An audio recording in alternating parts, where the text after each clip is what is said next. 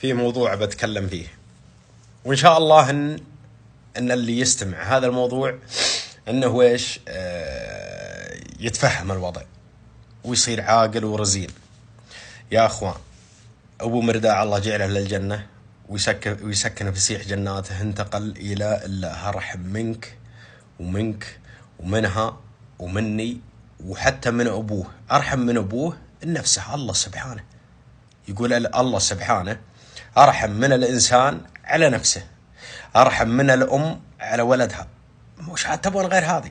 الله اللي جابه والله اللي يأخذه، الله أنه يرحم ويحلله ويبيح. فأنتم استلمتوا الرجال محتوى. تخيل يا أخوي اللي متوفي أخوك أبوك وأنت مستلم، تنزل تحط لا زين الوجه، يصممون على الشيلات وينزلونه.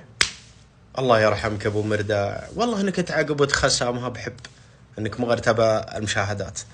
فعيب عليك يا أخوي، قدر أهله، قدر عيال عمه، قدر الناس. وين الإنسانية يا أخوي؟ لا عاد تنزل، لا تصمم على واحد يا أخوي انتقل إلى رحمة الله، تصمم على الشيلات.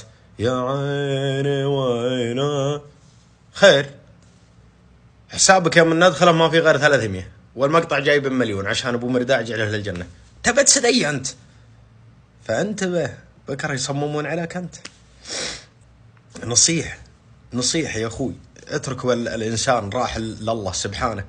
ما هو كل شوي أنتم منزلين مقطع، كل ما دخل أبوه ولا أخوه واتساب ولا شيء لقوا أخوهم قدامهم وشيلات حزن. قطعتوا قلوب الناس.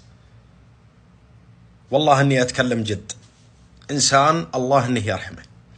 حنا أموات، عيال أموات، كلنا راحلين. لا تحسب أنك أنت اللي تصمم أنك تبى تقعد، لا تحسب أني أنا بقعد، لا تحسب أن فلان، كلنا على دربه وكلنا له يوم موعود. اللي حادث، اللي سكته، اللي ما يقوم من مكانه، اللي يطيح من تراله، اللي أطى راسه قلابي. فكلنا ميتين، كل من على وجه هذه الدنيا فان روح. فاعتقوا المسلم، خلوه عند ربه الله يرحمه، واعتقوا أهله والمسلمين والناس. طشيتوا رؤوسنا بالشيلات وبالسد. رجال توفى الله يرحمه، خل في قلبك إنسانية. الحين الواحد إذا منه توفى، الناس وش تسوي في العزاء؟ تيجي وتعزي وتسلم وتحاول تواسي أهله وتجيب لهم سوالف منه ومن يحاول ينسونهم الوضع، وانت شيلات وتنزل. الله يرحمك أبو مرداع، ما عمرك نزلت أبو مرداع يوم النحي. احنا عارفين المقصد كلها المشاهدات.